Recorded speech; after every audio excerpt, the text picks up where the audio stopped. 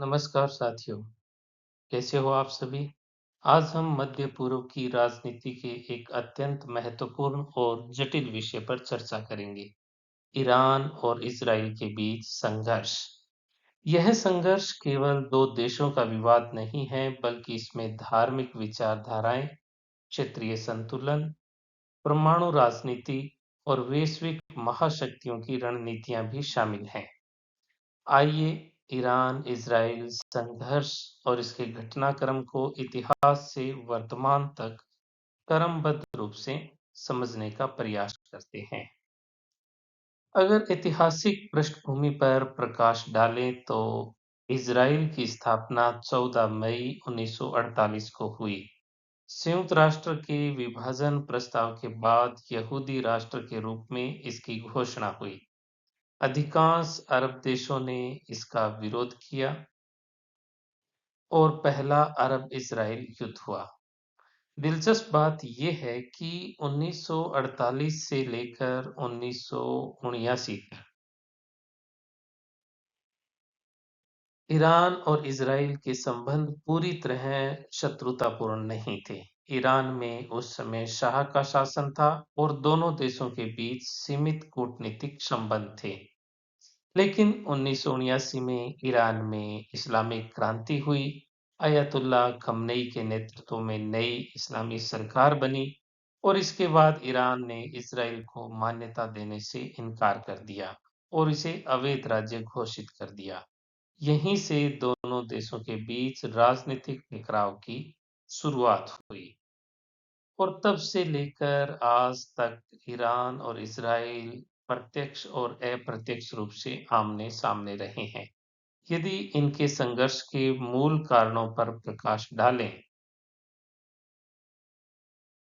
तो हम देखेंगे कि संघर्ष का मुख्य कारण वैचारिक और धार्मिक विरोध है। इज़राइल स्वयं को यहूदी राष्ट्र के रूप में स्थापित करता है। ईरान की इस्लामी सरकार स्वयं को इस्लामी क्रांति का वैश्विक संरक्षक मानती है। इस कारण दोनों देशों की राजनीतिक विचारधाराएं एक दूसरे के विपरीत हैं। दूसरा मुद्दा है फिलिस्तीन मुद्दा। फिलिस्तीन के प्रश्न पर ईरान खुलकर फिलिस्तीन का समर्थन करता है। ईरान का मानना है कि इज़राइल ने फिलिस्तीनी भूमि पर कब्जा किया है। दूसरी ओर इज़राइल अपनी सुरक्षा और ऐतिहासिक अधिकारों का तर्क देता है।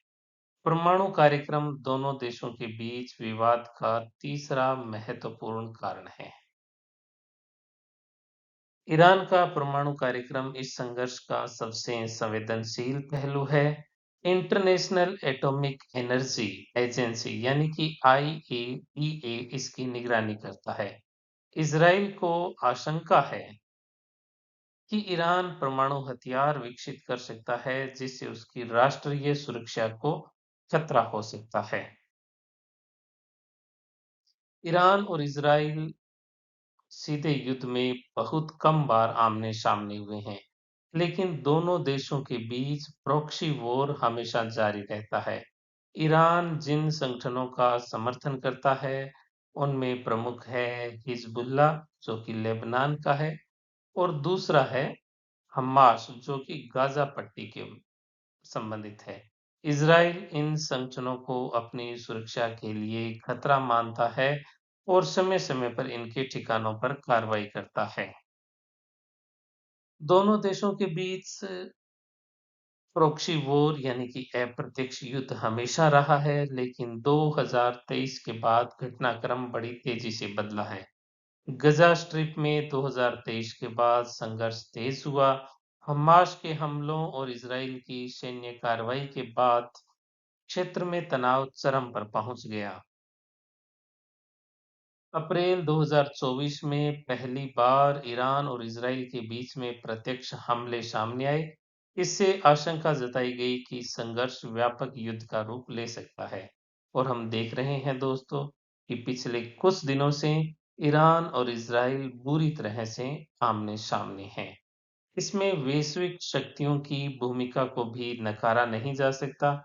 अमेरिका पारंपरिक रूप से इज़राइल का समर्थक रहा है और 28 फरवरी से जो संघर्ष शुरू हुआ है, उसमें अमेरिका खुलकर सामने आया है। रूस और चीन क्षेत्रीय संतुलन में अपनी-अपनी रणनीति अपनाते हैं। मध्य पूर्व में तेल और गैस संसाधनों के कारण वैश्विक अर्थव्यवस्था पर भी प्रभाव पड़ता है। यदि यह संघर्ष व्यापक होता है और इसी प्रकार से अगर चलता रहता है कुछ दिन और, तो तेल की कीमतों में भारी उतार-चढ़ाव संभव है। ईरान, इज़राइल के बीच में चल रहे इस संघर्ष की संभावित भविष्य क्या हो सकता है? इसकी संभावनाएँ क्या हो सकती है? तो विश्लेषक मानते हैं कि इसमें 3 संभावनाएँ हो सकती है। सीमित और नियंत्रित टकराव। अब हम इससे बाहर निकल चुके हैं और यह दोनों देशों का पर्सनल मैटर जो था वो धीरे-धीरे व्यापक क्षेत्रीय युद्ध का रूप लेता जा रहा है, जिससे सभी खाड़ी देश प्रभावित हो रहे हैं। लेकिन कूटनीतिक समाधान और समझौते से इनकार नहीं किया जा सकता। भविष्य इस बात पर निर्भर करेगा कि क्षेत्रीय शक्तियां और वैश्विक महाशक्तियां किस प्रकार से संतुलन बनाए रखती है। ईरान और इज़राइल का संघर्ष केवल सीमाओं का विवाद नहीं है, बल्कि यह विचारधाराओं, क्षेत्रीय प्रभाव और वैश्विक राजनीति का जटिल मिश्रण है। इतिहास बताता है कि मध्य पूर्व में स्थायी शांति, और मध्य पूर्व ही नहीं, दुनिया के सभी देशों में, चाहे किसी भी कोने में हो, स्थायी शांति केवल संवाद, संतुलन और अंतर्राष्ट्रीय सहयोग से ही संभव है। युद्ध किसी समस्या का समाधान नहीं है, क्योंकि युद्ध स्वयं एक समस्या है। तो आपकी इस मामले में क्या राय है? क्या यह संघर्ष बड़े युद्ध का जो रूप ले चुका है, कितने दिन चल सकता है? या कूटनीति इसे रोक पाएगी? इस पर आप अपने इस पर आप अपने विचार अवश्य साझा करें। वीडियो में अंत तक बने रहने के लिए धन्यवाद। Thank you.